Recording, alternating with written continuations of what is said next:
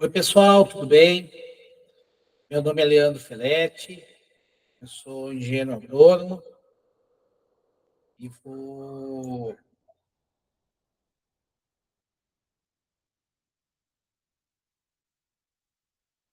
compartilhar com vocês a tela aqui. E o objetivo hoje dessa conversa, né, é falar um pouquinho sobre irrigação de pastagens, o uso racional da água, com o objetivo do incremento da produtividade e as boas práticas de manejo. Essa aula eu estou participando da disciplina do professor Sila da Silva, que faz parte do grupo do curso de agronomia da Exalc, na disciplina de fojicultura. Bom, então, só me apresentando rapidamente, eu sou engenheiro agrônomo, tenho mestrado em irrigação, me formei em 2001 na Exalc, sou do Ano Chorão, morei na República Pau-a-Pique. Então, eu fiz mestrado em irrigação, depois eu fiz doutorado em tecnia, e já faz alguns anos que a gente participa, tanto nos cursos da disciplina de fojicultura, como também no curso de especialização lá do CT. Nessa apresentação, nosso objetivo, então, é falar um pouquinho sobre a importância da água na produção de alimentos, qual é a necessidade de água das plantas forrageiras, quais são os principais equipamentos de irrigação que são utilizados para fazer a irrigação de pastagem, quais são as nuances, os detalhes dos sistemas de irrigação, e, no final, falar um pouquinho sobre a gestão da irrigação, quando e quanto irrigar. Então, falando um pouquinho rapidamente sobre fisiologia vegetal, fazendo um resumão aqui, né, do processo de fotossíntese. Para que a fotossíntese ocorra, nós precisamos de 3 elementos. Então, o primeiro elemento é radiação solar, o segundo elemento é disponibilidade de água no solo, que, em função da água absorvida pelo sistema radicular das plantas, carrega junto todos os macro e micronutrientes. E terceiro elemento é a presença de CO2 na atmosfera, que via estômago das plantas, o CO2 ele entra no limbo foliar e aí então ocorre o processo da fotossíntese. E apesar da equação da fotossíntese ser 6 moléculas de CO2 mais 12 moléculas de água, vai produzir energia e ter a liberação de água e oxigênio, para cada molécula de CO2, fisicamente falando, para cada molécula de CO2 que ela é absorvida pelo estômago da planta, são necessários serem liberados 400 moléculas aproximadamente. Isso depende muito de variedade para variedade, né, de espécie para espécie que a gente está falando, mas são necessárias cerca de 400 moléculas de água para que o estômago permaneça aberto e a planta consiga fazer assimilação de CO2. Dessa forma, as plantas, os vegetais, eles são muito ineficientes, né, nessa troca da absorção de CO2 em relação à produção de oxigênio, né, e água. Então, para cada vez que a umidade do solo ela diminui, as plantas elas têm um processo de evolução natural que, para ela se proteger da diminuição da umidade do solo, ela fecha os estômatos à medida que a radiação solar ela vai aumentando, né? Então, quanto menor a disponibilidade de água no solo, menos a planta consegue absorver e menos ela produz de energia. Quanto mais água nós temos no solo, maior é a taxa fotossintética e, com isso, mais energia a planta produz. E mais, consequentemente, oxigênio ela libera para a atmosfera e mais carbono via CO2 ela absorve. Bom, se a gente, qual é a magnitude, então, dessa variação da taxa fotossintética? Então, quando a gente imagine só um vaso, esse vaso foi irrigado, nesse vaso contém uma planta. Esse vaso, então, foi irrigado e ele foi posto a pleno sol. À medida que o dia amanhece, nós temos um aumento, né, da taxa fotossintética até o meio-dia, 2 horas da tarde, que nós temos o pico de disponibilidade de radiação solar, e à medida que o sol vai se pondo, nós temos uma diminuição proporcional.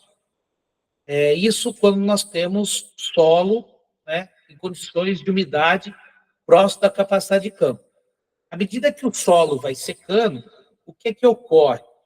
As plantas elas vão fechando os estômatos para se proteger. E à medida que ela vai fechando os estômatos, ela diminui, consequentemente, a absorção de CO2, como eu mostrei no slide anterior, e à medida que a planta vai diminuindo a absorção de CO2, consequentemente, ela diminui a necessidade de água. E, consequentemente, diminuindo o CO2, ela diminui a produção de energia. E à medida que a gente tem um equilíbrio entre a disponibilidade de radiação solar e disponibilidade de água, a planta vai fazendo uma abertura novamente dos estômagos para equilibrar a absorção de água em relação à produção de energia. E quanto mais nós temos uma diminuição da disponibilidade de água, antes a planta fecha os estômatos e diminui a produtividade. Então, para que a gente tenha uma ideia do desempenho das plantas em relação à deficiência hídrica, basicamente a gente faz o comparativo dessa linha em verde, né, que quando nós temos solo totalmente úmido, em relação à linha em vermelho, que demonstra esquematicamente a evapotranspiração da planta conforme nós temos a diminuição da disponibilidade de água do ambiente. Ou seja, entrando um pouco no tema de irrigação, o principal objetivo da irrigação é que nós tenhamos, né, o solo muito próximo da capacidade de campo, para que a gente dê condições ideais para as plantas se desenvolverem o máximo possível.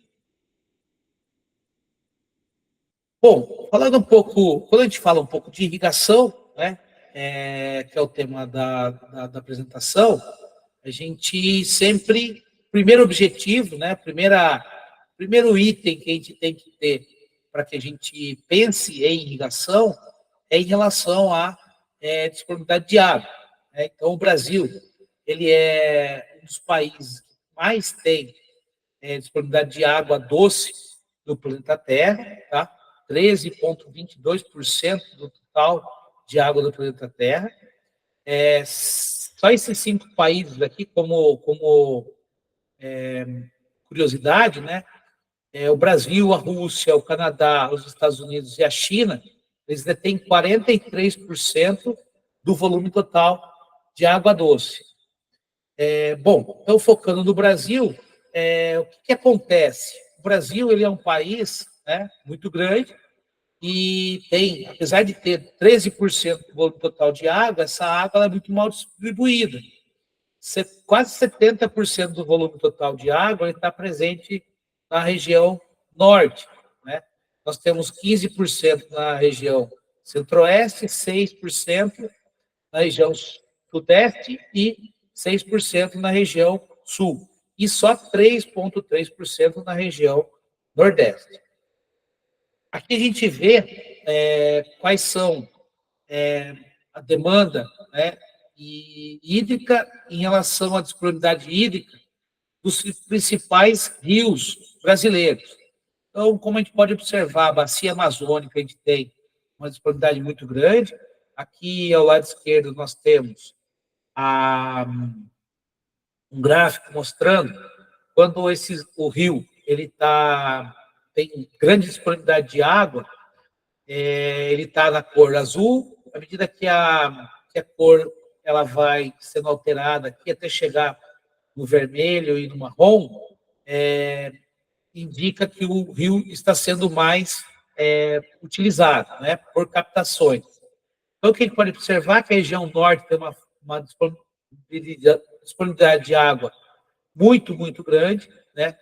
A região nordeste, nós temos, são as regiões que tem menor disponibilidade de água, vindo aqui para a região centro-oeste e nordeste centro-oeste, né, que passa pelo rio São Francisco, que tem uma grande presença de sistemas de irrigação. Baixando um pouquinho para o estado do Goiás, região principalmente de Paracatu, Unaí, Cristalina, que são regiões que têm maior pressão, né, tem grande concentração desses sistemas de irrigação. Vindo aqui para o sudeste do estado de São Paulo, nós temos o Rio Vermelho aqui, que é o Rio Tietê, que cruza o estado de São Paulo inteiro. E indo lá para o sul, nós temos, principalmente na região sul do Rio Grande do Sul, nós temos uma forte presença desses sistemas de irrigação por superfície para fazer a irrigação da cultura do arroz. Então, essa é mais ou menos a demanda, né, a disponibilidade de água do Brasil. Outro ponto muito importante, né, são os aquíferos em profundidade.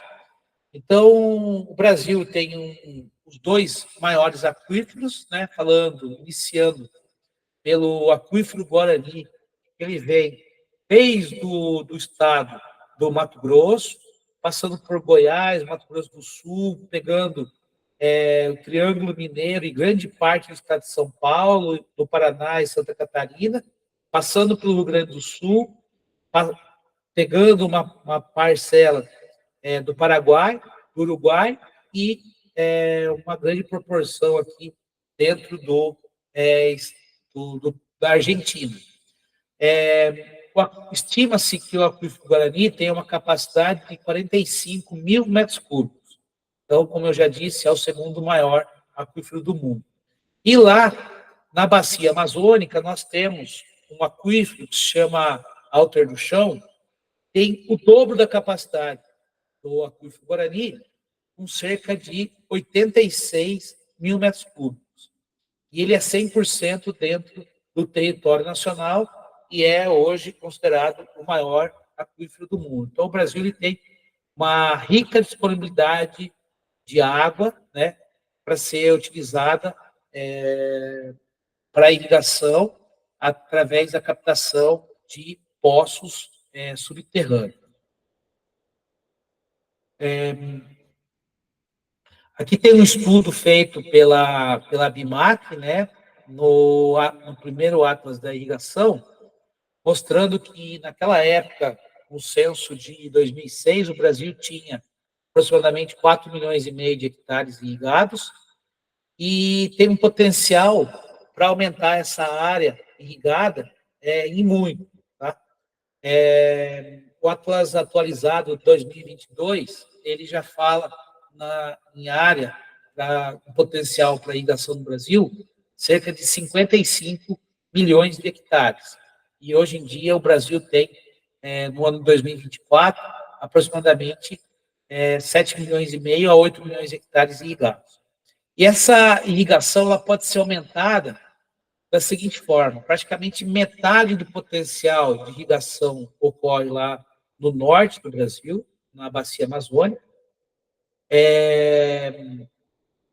E aí são 3 parcelas de 15% aproximadamente. 15% no sudeste, né, 5 milhões de hectares aproximadamente no sudeste, 5 milhões de hectares na região sul e 5 milhões de hectares na região centro-oeste. e aí, então, aproximadamente mais 1.300.000 hectares na região Nordeste. Então, o Brasil tem um potencial muito grande para crescer a irrigação para os próximos anos. E essa irrigação no Brasil, como a gente costuma dizer, ela é regionalizada, né? Então, começando no lado do Rio Grande do Sul, como eu já citei, aqui tem, no sul do Rio Grande do Sul tem uma concentração muito forte da irrigação, principalmente para a irrigação na cultura do arroz, irrigação superficial, mas está aumentando bastante, principalmente sendo substituído pelo sistema de irrigação por pivô central, que tem uma eficiência muito maior.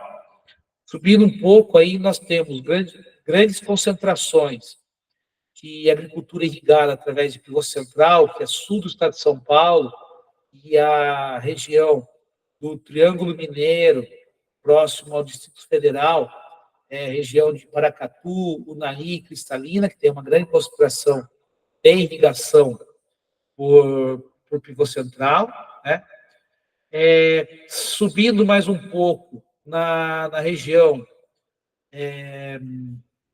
oeste da Bahia, entre os municípios de Correntina e Luiz Eduardo Magalhães, uma grande presença de pivôs centrais para irrigação de cereais. E, indo, então, para o Mato Grosso, novamente uma nova região que está sendo formada aqui para irrigação de cereais, através do pivô central também. Temos mais dois importantes polos de agricultura irrigada, que é o polo do oeste do Tocantins, e também, novamente, a irrigação superficial para irrigar a cultura do arroz e soja, e na região, né, do Nordeste brasileiro, região de Petrolina e Juazeiro, que é uma das principais regiões que concentra a fruticultura irrigada brasileira. Okay? Então, o Brasil ainda tem essas regiões concentradas, né, com muita irrigação, porém ainda tem um potencial muito grande de crescimento para os próximos anos e as futuras gerações, utilizando água superficial e água de aquíferos. Bom, e por que a irrigação é importante? Tá? Então, irrigar faz a diferença? Faz uma diferença muito grande, financeira inclusive. Tá? Então, aqui tem duas imagens mostrando agricultura de sequeiro e agricultura irrigada.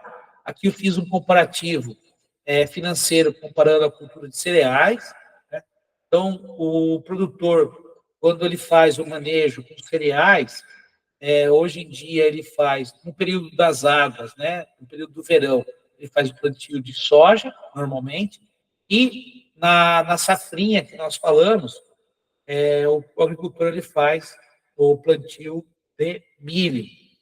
Então, com esse manejo, hoje em dia, na agricultura brasileira, considerando o ano de 2020 e 2022, nós temos uma receita na ordem de R$ 3.250 por hectare ano. A partir do momento que o produtor ele passa a instalar uma agricultura irrigada, ele tem um aumento muito grande, primeiro, do potencial de produção das culturas, e segundo, ele passa a fazer a safra de verão, safrinha, compreendida entre os meses de fevereiro até abril e maio, e depois ainda ele faz o cultivo da safra de inverno. Então, normalmente, quando é cereais, o produtor ele planta soja no período do verão,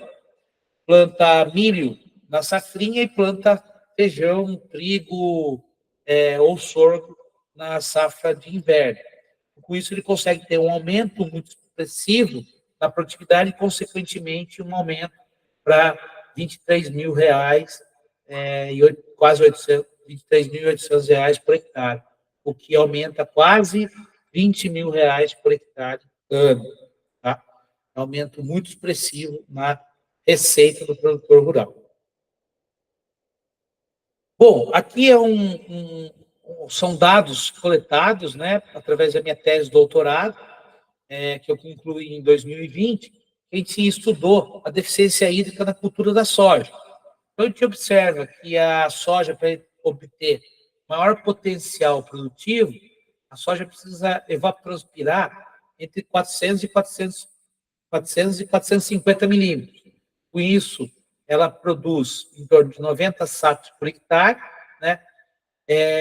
À medida que a evapotranspiração ela é diminuída em função da deficiência hídrica, o potencial produtivo ele diminui sensivelmente.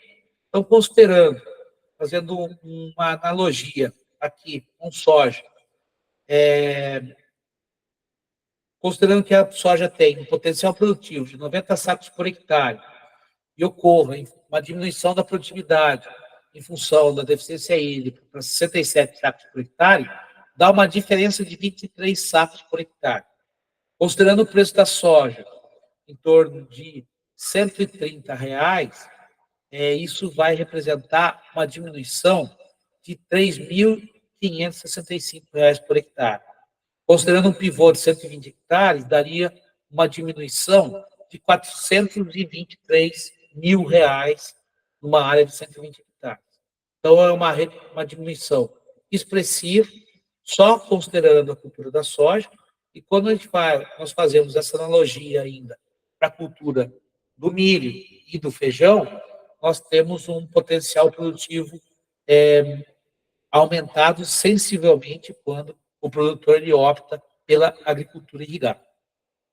E a agricultura irrigada, ela é estrategicamente utilizada de diferentes formas ao longo do Brasil. Na região centro-oeste, sudeste e sul, a irrigação é uma irrigação complementar, em que, dependendo aí das condições de temperatura do inverno brasileiro, nós temos regiões em que a necessidade de evapotranspiração no período do inverno, ele é aproximadamente 200 milímetros por ano, né, no período do inverno, chegando a condições do Mato Grosso, em que o inverno ele é um inverno que tem temperaturas mais altas, mas ocorre a diminuição da precipitação, irrigações totais durante o período do inverno de aproximadamente 400 a 500 milímetros. Já quando a gente vai para o Nordeste, nós temos condições de irrigação plena, ou seja, chove muito pouco, e para que a gente consiga manter boas produtividades, nós temos que irrigar ao longo do ano uma lâmina aproximadamente de 800 a 900 milímetros de irrigação total. E lá para o norte, ainda nós temos um potencial muito grande para aumentar a irrigação ainda na região da Amazônia, né, da região norte, e é uma irrigação muito parecida com a região centro-oeste, que é uma irrigação de suplementação. Bom, aí falando um pouquinho sobre irrigação de pastagem, né, considerando a irrigação, o que acontece, né? Então, considerando, então, uma região em que nós temos uma deficiência hídrica de aproximadamente 400 milímetros por ano, né? Quando nós aplicamos um modelo matemático para previsão de produtividade, esse aqui é um modelo matemático que nós estamos utilizando aqui para a produção do capim Tanzânia, tanto irrigado como sequeiro, o que a gente pode observar?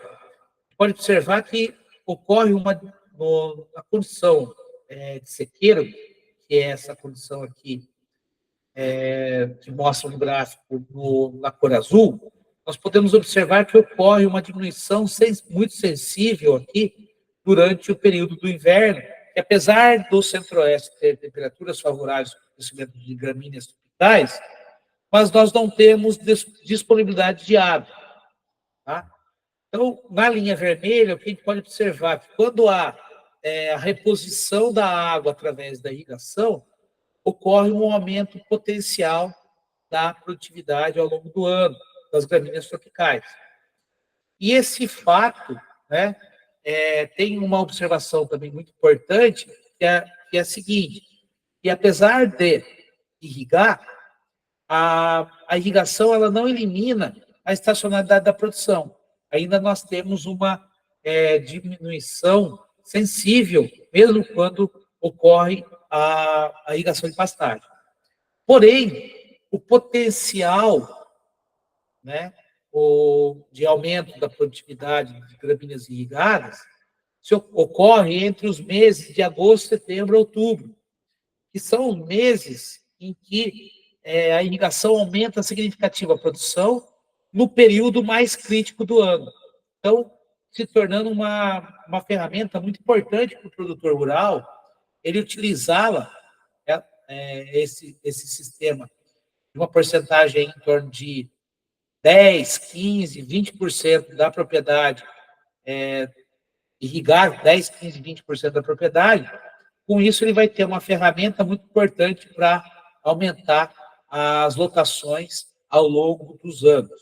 Tá? Outro ponto muito importante é no quesito de, primeiro, dimensionamento dos sistemas de irrigação e, posteriormente, fazer o correto manejo dos sistemas de irrigação.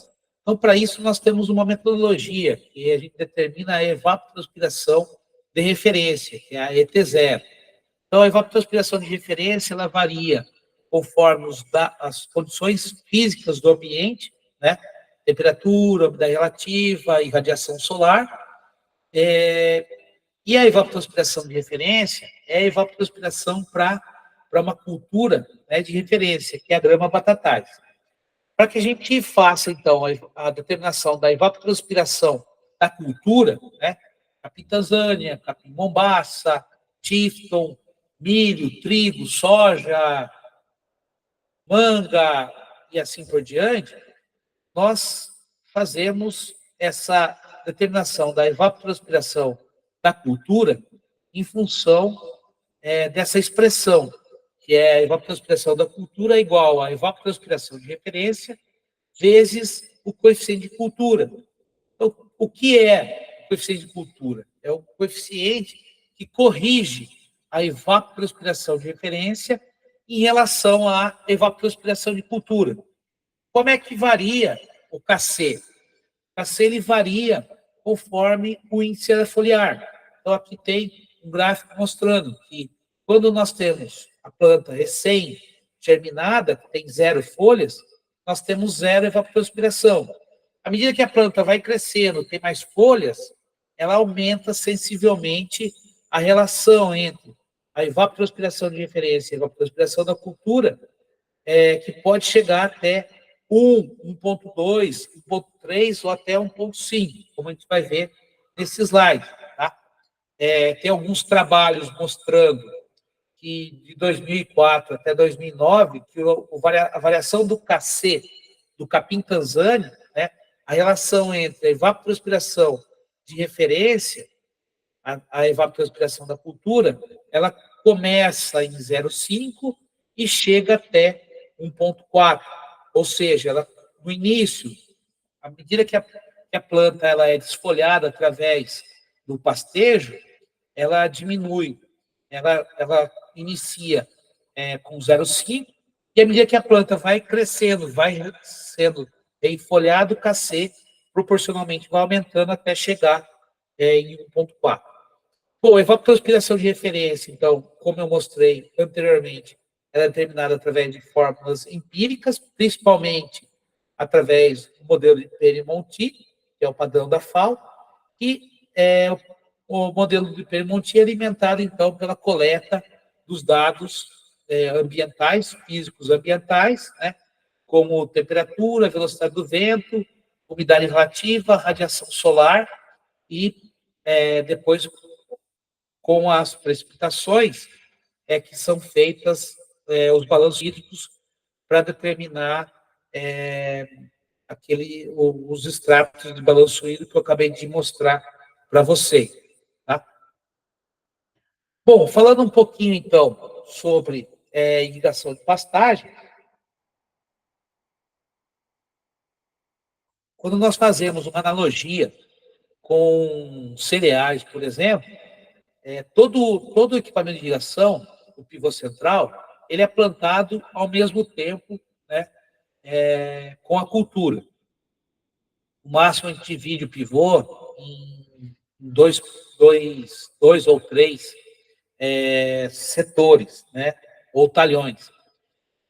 Porém, quando a gente fala em agricultura irrigada, né, com pastejo rotacionado, em que o equipamento de irrigação ele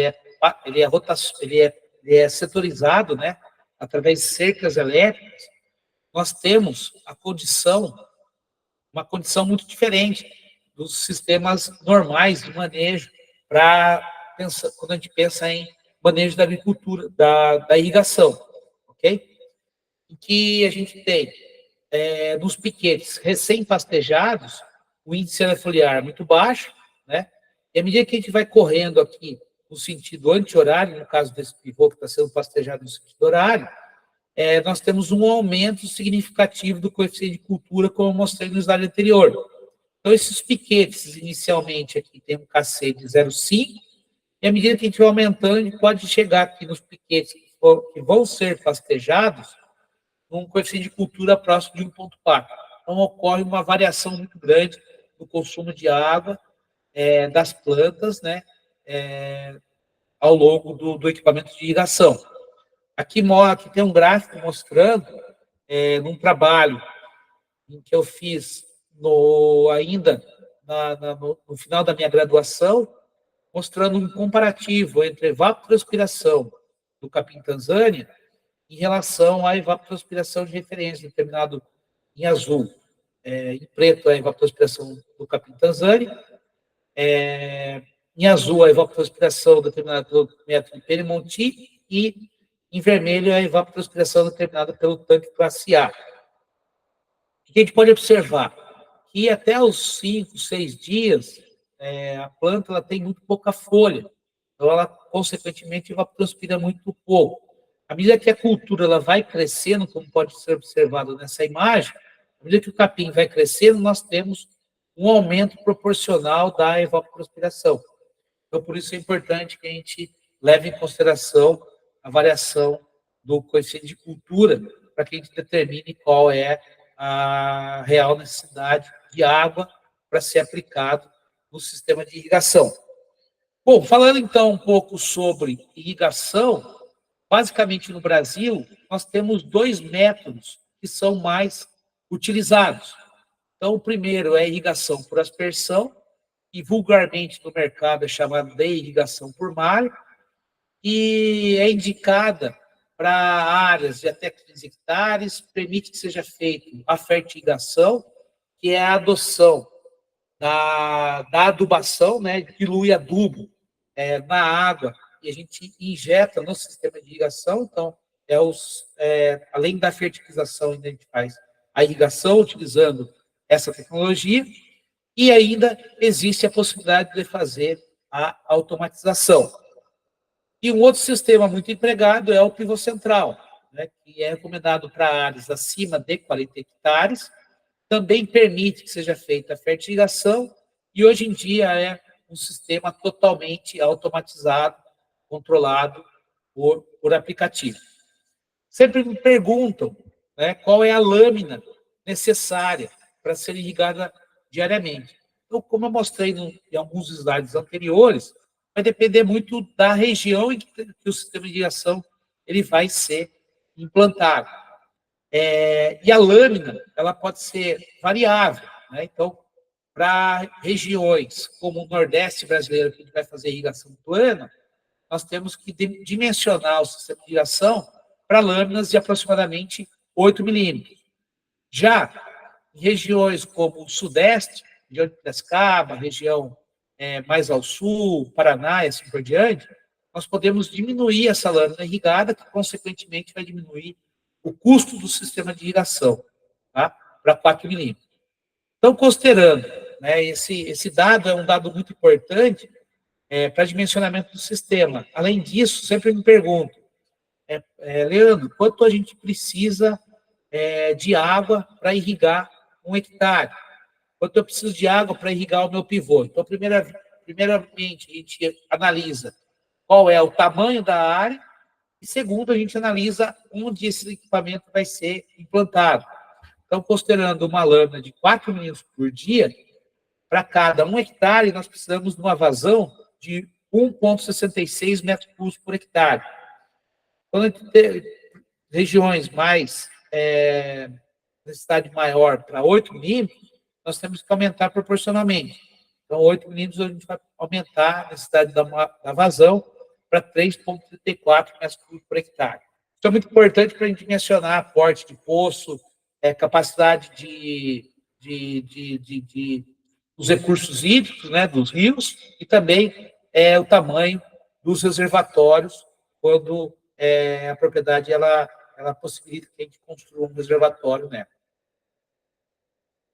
Bom, então, começando um pouco a falar sobre os métodos de irrigação, tá? Vamos lá começar bem um sistema que hoje em dia não é muito utilizado na irrigação em pastagem, mas é importante ser citado, que é a irrigação por aspersão convencional. Então, a irrigação por aspersão convencional, como que ela funciona? Nós temos, então, uma fonte de água, né, um rio. Nesse rio é instalada uma motobomba, que essa motobomba pressuriza uma adutora. E essa adutora tem saídas, né, que essas saídas são chamadas de hidrantes. Esses hidrantes, eles alimentam as linhas laterais. Essas linhas laterais, então, elas são montadas, é feita a irrigação por um período de 2, 3, 4 horas, e à medida que essa irrigação ela atinge esse tempo, é fechado, então, o hidrante, e a gente desmonta essa linha lateral e monta no hidrante seguinte. Então, dessa forma é que a gente corre a irrigação ao longo de toda a área irrigada. Dependendo do porte, dependendo do projeto, pode ser que nós tenhamos 2, 3, 4 linhas laterais para atender toda a área a ser irrigada. Tá? Esse sistema é um sistema que, hoje em dia, ele é muito pouco utilizado na irrigação de pastagem, porque ela demanda muito de mão de obra, para que seja feita a montagem e a desmontagem do sistema de irrigação. Então, com isso, foi feita a adaptação desse sistema, como eu disse anteriormente, como eu mostrei anteriormente, para o sistema de irrigação em malha. Esse sistema de irrigação em malha, ele foi evoluído para o sistema de irrigação fixa automatizada. Muito bem. O sistema de irrigação em malha, ele, hoje em dia, a gente ouve muito irrigação em malha, mas ele é muito pouco. Foi um sistema que foi implantado próximo dos anos 2000 a 2010, mas hoje em dia a gente tem muito pouco sistema de irrigação em malha realmente em funcionamento. Hoje nós temos mais os sistemas de irrigação por aspersão fixa. Vou explicar rapidamente qual a diferença de um para o outro. Tá? Bom, a irrigação em malha, nós temos as linhas laterais aqui, elas são instaladas com tubos de diâmetros pequenos, em que a gente tem apenas um aspersor funcionando dentro dessa malha. Então, essa malha é dimensionada para vazão de um aspersor. Então, a irrigação por malha foi uma evolução da irrigação por aspersão convencional, que eu mostrei no slide anterior, porém, ainda continua uma necessidade muito grande de mão de obra para trocar os aspersores ao longo da malha. Então, 100% do tempo ainda nós temos ter a necessidade de mão de obra. Já a irrigação por aspersão fixa são sistemas que que permite que seja feita a automação ou a semi-automação, ok? Como eu vou mostrar no próximo slide. Como essa evolução ela foi possível? Ela foi possível em função da evolução tecnológica dos aspersores. Os aspersores instalados na irrigação por malha eram esses aspersores aqui, como o aspersor NY30. Ele tem uma capacidade de irrigar 2,66 metros cúbicos por hora, trabalhando com uma pressão de 30 metros de coluna d'água, permitindo que seja instalado um espaçamento de 12 por 12 ou 12 por 18. Com a evolução da irrigação por aspersão, os aspersores eles evoluíram como pode ser observado, esse aspersor aqui da marca Agropolo, NY25, e com uma pressão menor, 25 MCA, irrigando praticamente 1/5 do volume total de água, 500 litros por hora, mas permite que seja feita a instalação no mesmo espaçamento, 12 por 12 ou 12 por 18, tendo a mesma qualidade de distribuição de água do aspersor com maior vazão. Isso possibilitou, então, que os sistemas de irrigação para pastagem, eles evoluíssem com a setorização, basicamente, em 4 setores, né? Então, a área irrigada ela é dividida em 4 setores, e cada setor ele pode ser aberto, né, através de um registro ou através de uma válvula hidráulica. Quando nós instalamos uma válvula hidráulica, aí então nós temos um sistema automatizado. Esse sistema automatizado, ele é controlado por um painel central, né? Esse painel, o que ele faz? A gente programa qual é o horário que nós precisamos que a irrigação seja acionada, acionando a motobomba, pressurizando o adutor, e aí abre-se uma válvula hidráulica. E essa válvula hidráulica, normalmente, ela administra 1/4 da área irrigada. À medida que o sistema ele faz a irrigação, então, automaticamente, o painel ele abre uma próxima válvula e fecha a válvula anterior. Então, dessa forma, nós conseguimos irrigar toda a área através simplesmente de um painel de irrigação, que hoje em dia esse painel de irrigação ele está muito evoluído, permitindo que a gente controle esses sistemas através da internet. Bom, aqui então tem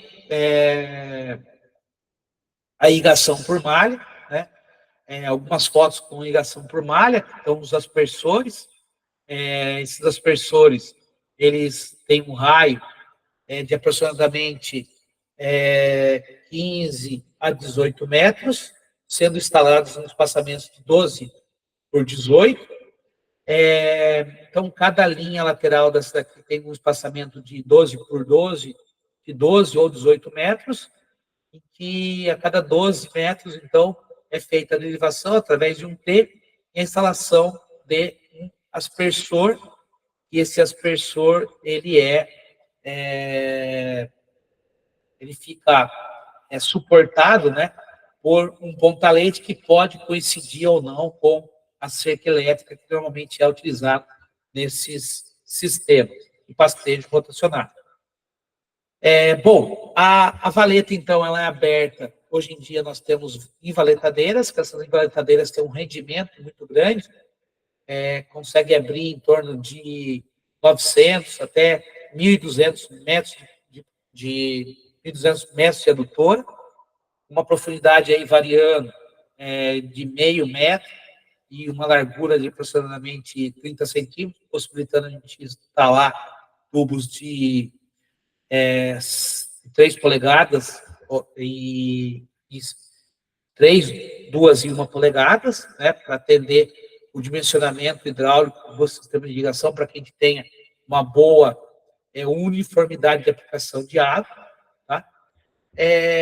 Bom, só citando aqui rapidamente, que é a irrigação por gotejamento, a gente aproveita basicamente a malha hidráulica que eu descrevi anteriormente, e ao invés de instalar os sistemas de irrigação por aspersão, os aspersores, então são instaladas mangueiras, né, tubos gotejadores, com gotejadores variando com espaçamento de 50 a 70 centímetros entre a linha, e a linha variando aí em torno de 70 até 1 metro de distância entre linhas. Né? Isso vai depender muito do tipo de solo que se encontra na área que vai ser instalado o sistema de irrigação. Bom, e o sistema hoje em dia muito utilizado no Brasil, então, é a irrigação por aspersão por pivô central. Então, o pivô, ele é um equipamento que ele tem o deslocamento aéreo, né, e que irriga áreas, normalmente áreas circulares. E essas áreas, elas podem compreender, hoje em dia, a viabilidade do sistema de irrigação por pivô central, ele se dá aí de 40 até 220, 230 hectares irrigados. O maior pivô central do Brasil tem cerca de 650 hectares irrigados. Esse daqui é um pivô mostrando uma foto aérea, mostrando o pivô central, né, com a cultura de pastagem irrigada e trabalhando no modo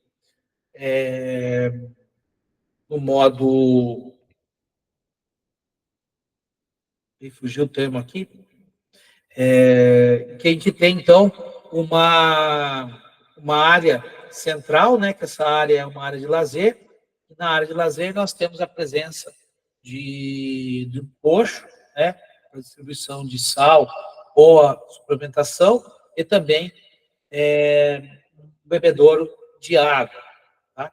Então, que fica no centro do pivô. Então, os animais, eles pastejam, nesse caso aqui tem um sistema de manejo que hoje em dia basicamente não é utilizado. O professor Silas, na disciplina de fogicultura, já deve ter comentado com vocês que esse sistema aqui, os primeiros praticamente 30%, 40% do lote, ele vai, chamava lote de ponta, né? E depois 60%, 70% dos animais, ele fica no lote de rebaixe. Porém, hoje em dia, os sistemas de irrigação, basicamente, eles são divididos em dois setores, né?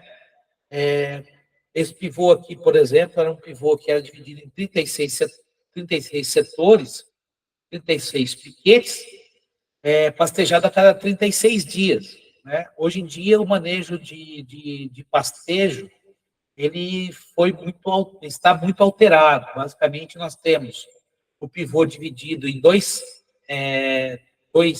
setores. Esses setores são pastejados de forma muito mais rápida, com o objetivo de manter o capim com muito mais folha e menos talo. Com isso, o pastejo é muito mais rápido, cerca de 18, 22 a 25 dias. Né? Antigamente, o manejo ele era feito muito em função do tempo, né? Então, era adotado 36 dias, então o piquete era pastejado a cada 36 dias, em função da variação de aumento e diminuição da produção do pasto, era ajustada a lotação. Hoje em dia, esse manejo ele é um pouco mais dinâmico, foi alterado, né, com basicamente a alteração do tempo em que os animais eles ficam em cada um dos piquetes. Então, isso é muito importante ser feito o correto manejo, né, de pastar, do pastejo, né, ajustando o número de animais para que o produtor ele consiga ter um bom desempenho no no ganho, no GMD, né, que é o ganho médio diário dos animais aí, quando eles passam, então, a consumir mais folhas e pastejar de forma mais rápida nos equipamentos de irrigação. Bom, falando então de novo sobre o equipamento de irrigação, aqui é uma foto ilustrativa do deserto da Arábia Saudita, em que cada um desses círculos aqui é um pivô central. Então, mostrando que o pivô central é um equipamento muito eficiente e muito bairrista, né? Quando nós temos a presença de um equipamento, normalmente os vizinhos, eles copiam a tecnologia e isso vai aumentando bastante nas regiões, né? Aqui no Brasil, nós temos uma realidade um pouco diferente da Arábia, né? Lá as captações são realizadas através de poços subterrâneos. Aqui no Brasil, a irrigação ela é feita através da captação de água superficial, né, que passa por uma bomba, e essa bomba leva a água através de uma adutora até o centro do pivô, como pode ser observado aqui nessa imagem da região de Cristalina, em que nós temos a água passando aqui num rio. Esse rio, normalmente, ele é represado, e desse reservatório, então, é feito bombeamento para os equipamentos de irrigação. Então, o pivô central, a adutora, ela vem pressurizada até um ponto central, nós chamamos de torre central, e o equipamento ele é composto por torres, né? Essas torres, elas têm dimensionamentos. Ela pode chegar até 10 polegadas, né? Quanto maior o equipamento de irrigação, nós temos adutoras maiores aéreas, e à medida que a água vai correndo no equipamento, nós temos a diminuição, né, telescopia dessa adutora aérea, até chegar na última torre, né, que essa última torre tem ainda um balanço que pode ter ou não a presença de um canhão que faz a aspersão de água por mais 20 a 25 metros. Depende muito da região, do dimensionamento do sistema. E ao longo do sistema de irrigação, então, nós temos nos tubos os outlets, que são as saídas, e nessas saídas nós temos os aspersores, os reguladores de pressão e os aspersores, certo? Um detalhe aqui hidráulico do equipamento, né? Os primeiros aspersores, eles têm um raio de irrigação menor, uma área de irrigação menor, e à medida que a gente vai deslocando ao longo do equipamento, a área irrigada ela é bem maior. Então, com isso, a vazão dos aspersores ela é diferente, ela tem que ser diferente para que nós tenhamos a mesma quantidade de água aplicada ao longo do equipamento. Tá? Então, esse é um detalhe técnico hidráulico muito importante a ser observado pelo pivô central. Além disso, o pivô central no centro, ele tem um painel, esse painel comanda a última torre, e eu vou explicar nos slides seguintes. Então, inicialmente, como que a gente faz o projeto de um sistema de irrigação? Então, a primeira coisa, nós temos que fazer um bom levantamento topográfico. Nesse levantamento topográfico é feito o cálculo dos desníveis, né? Então, inicialmente, o desnível da sucção, o desnível da motobomba até o centro do pivô e o desnível do centro do pivô até o ponto mais alto. Outro ponto importante é saber qual é a distância da motobomba até o centro do pivô, para fazer o cálculo da perda de carga, né, da adutora, um cálculo hidráulico para fazer o cálculo da perda de carga. Em função dessas informações, nós calculamos qual é a pressão e a vazão da bomba. A vazão, em função da lâmina diária aplicada pelo sistema, que vai depender da área, e a pressão, em função dessa equação que eu acabei de descrever para vocês, que é a variação da altitude mais a perda de carga da adutora do centro do pivô, da casa de bomba até o centro do pivô, do centro do pivô até o ponto mais alto, e mais a pressão do último aspersor. Então, com isso, nós conseguimos calcular a vazão e a pressão e, consequentemente, a potência do motor que vai precisar para tocar esse equipamento. E um detalhe muito importante do equipamento também é que, à medida que o pivô ele vai correndo na área, em partes do tempo nós temos o pivô mão acima, e à medida que ele vai correndo, nós temos condições como essa, em que o pivô ele vai ganhando, né, pressão aqui em função da diminuição da altitude. Então, para que nós tenhamos sempre a mesma lâmina aplicada ao longo de todo o equipamento, nós temos, então, um equipamento que se chama regulador de pressão, que é instalado em cada saída dos outlets. Esse regulador de pressão, qual é o principal objetivo dele?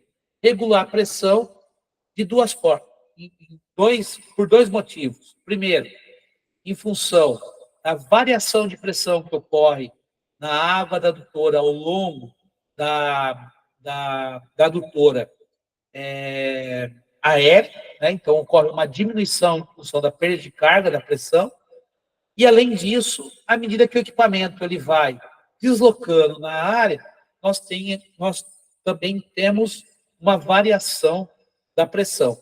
Então, com isso é implantado o regulador de pressão, que esse regulador de pressão, nós dimensionamos o pivô sempre morro acima, e o regulador de pressão tem a função de regular a pressão e manter sempre a pressão constante ao longo da saída, e com isso nós conseguimos variar a vazão de cada um dos outlets para ter uma correta lâmina de irrigação, uma lâmina uniforme de irrigação ao longo de todo o equipamento.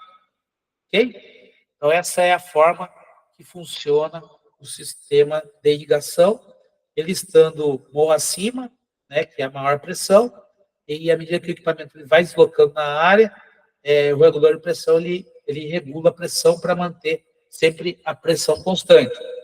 E aí a gente tem uma série de aspersores, displays, que fazem a irrigação, né? Hoje em dia nós temos aspersores muito eficientes, que têm raio de aplicação de até 6 a 8 metros. Isso melhora muito a uniformidade de aplicação da água, né, ao longo de todo o equipamento, permitindo que a gente tenha equipamentos até 200 hectares, com uma taxa de aplicação de água equivalente à capacidade de infiltração da água do solo. Então, é muito importante que seja observado, em função do projeto, qual é o aspersor, qual é o raio do aspersor, qual é a lâmina do equipamento de irrigação, para que o equipamento ele seja corretamente dimensionado. Bom,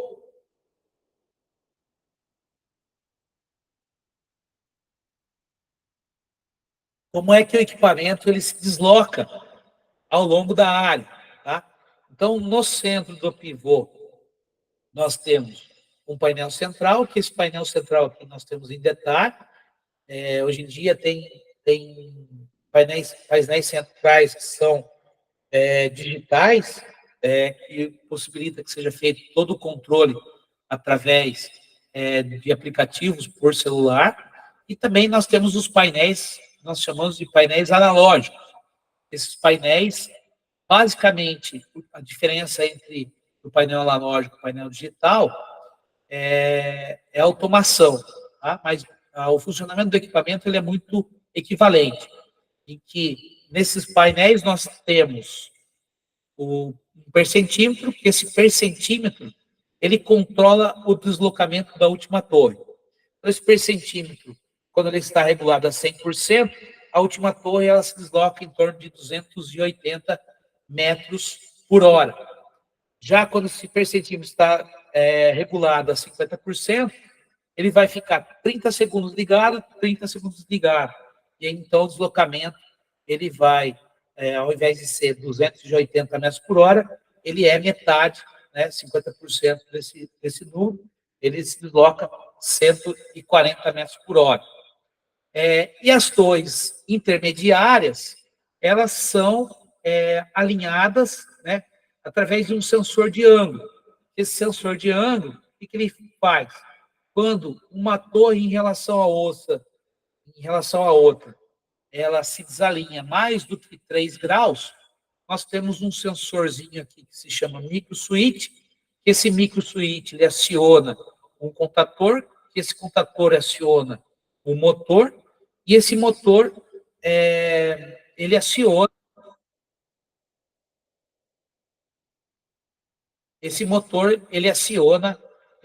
um redutor de roda.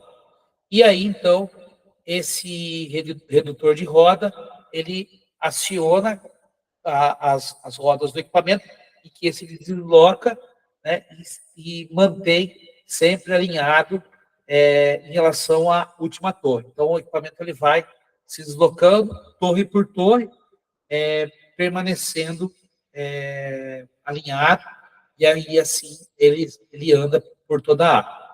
Bom, então, como que funciona o percentímetro em relação à lâmina aplicada? Tá?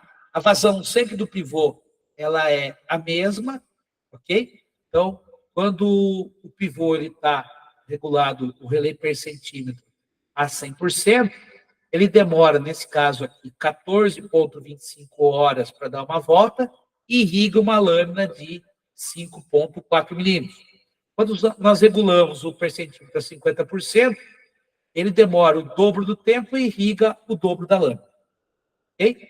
Então, é dessa forma que nós conseguimos regular o equipamento de irrigação para aplicar a água conforme a variação da evapotranspiração de ar.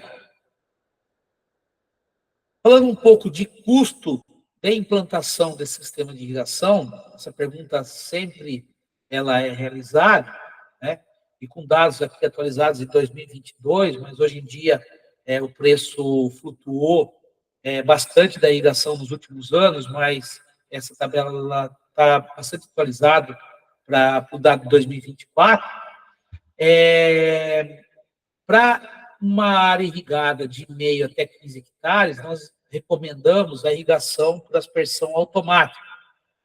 E hoje em dia, mesmo ela automatizada, tem um custo variando aí de 15 a 20 mil reais por hectare. Isso é muito importante dizer, pessoal, que esse custo varia em função tanto da área, da geometria da área irrigada, como também da distância do ponto de irrigação até o ponto, do ponto de captação até o ponto de irrigação, e, além disso, a variação de nível. Quanto maior o desnível, maior a potência necessária e maior o custo. Quanto menor o desnível, menor a potência necessária e menor o custo. Ok?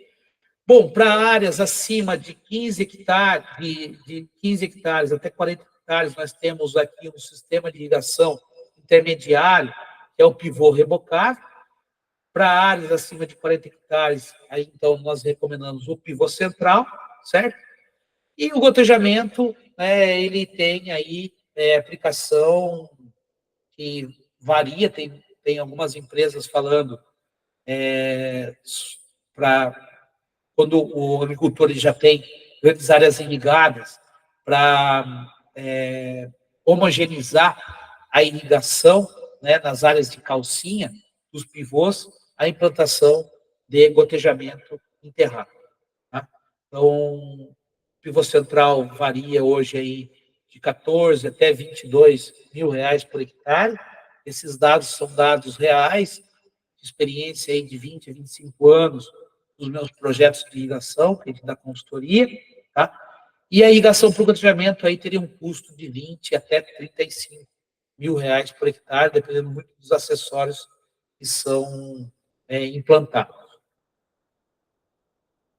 Outro ponto muito importante a ser levado em consideração na irrigação é em relação ao contrato, né, de fornecimento de energia.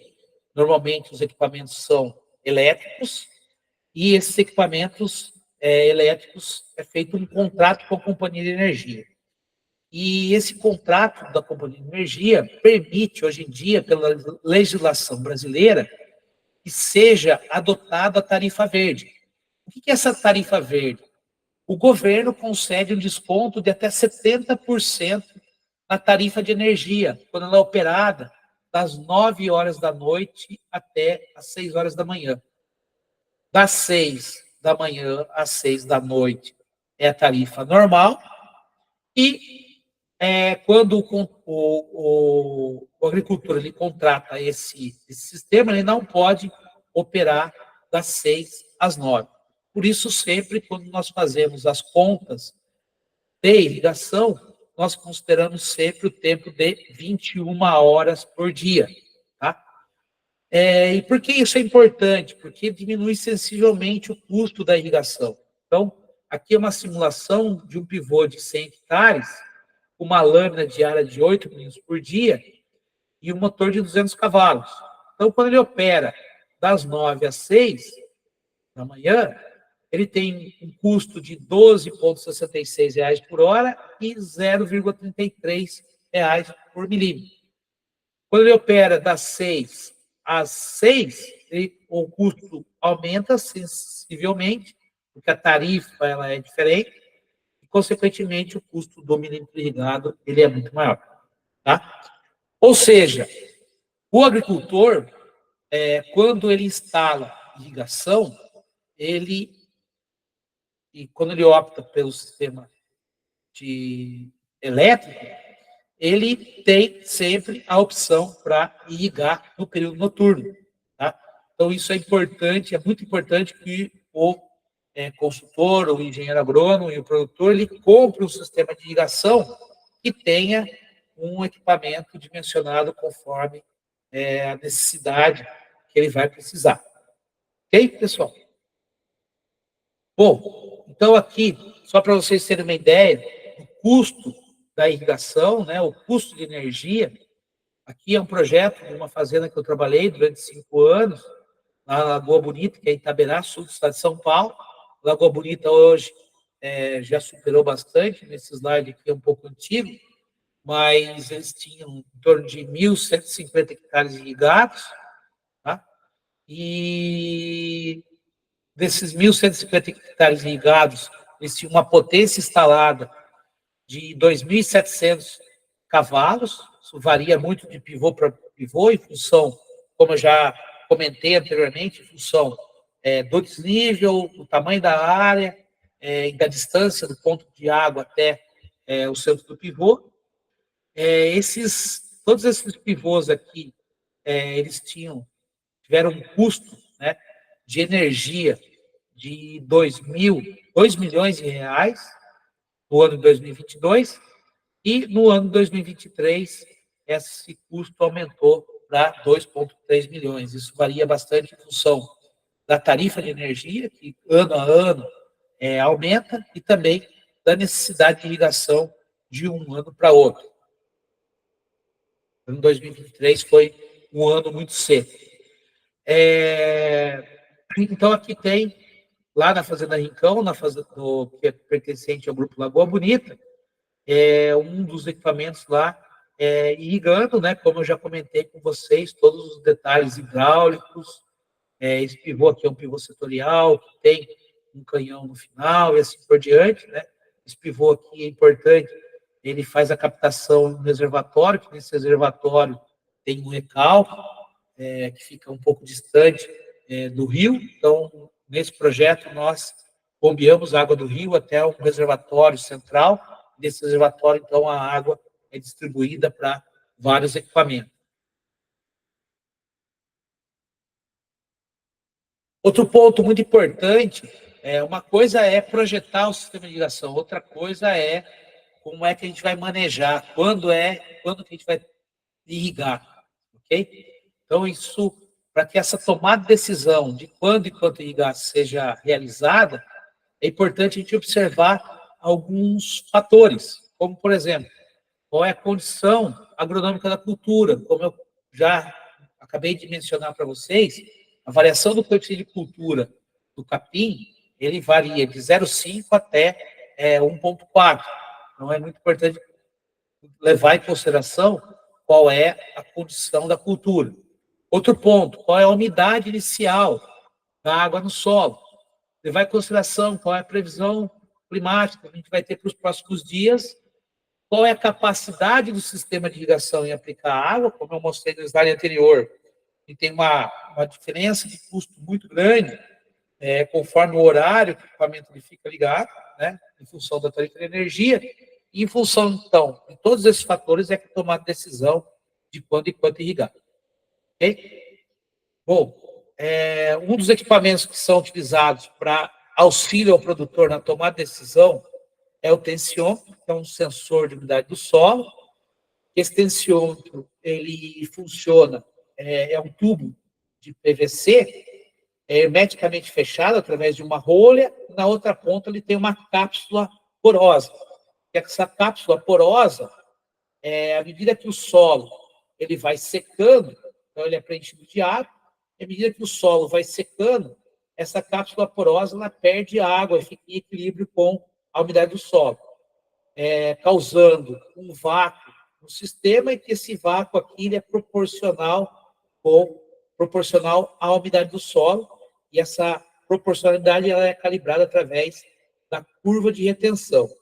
E aí, então, o tensiômetro é dinâmico, quando o solo ele se umedece normalmente, o vácuo ele diminui e, consequentemente, a gente tem uma maior capacidade de retenção.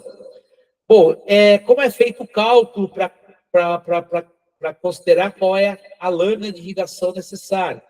Então, nós temos uma bateria de tensiômetros, que são sensores de umidade do solo, são instalados em diferentes profundidades, é feita, então, a leitura desses tensiômetros, e, em função dessa leitura, calcula-se qual é a umidade através da equação de Wagenknecht, e aí, então, nós calculamos qual é a lâmina de irrigação, que é a variação da umidade em função da capacidade de campo, que é multiplicado pela profundidade de cada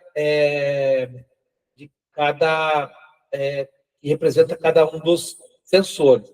Então, em função dessa lâmina, então, uma vez a lâmina determinada, nós vamos, então, na regulagem do equipamento de irrigação, que a gente sabe, então, para aplicar uma lâmina próximo de 18 milímetros, eu preciso regular o pivô próximo de 20%, né?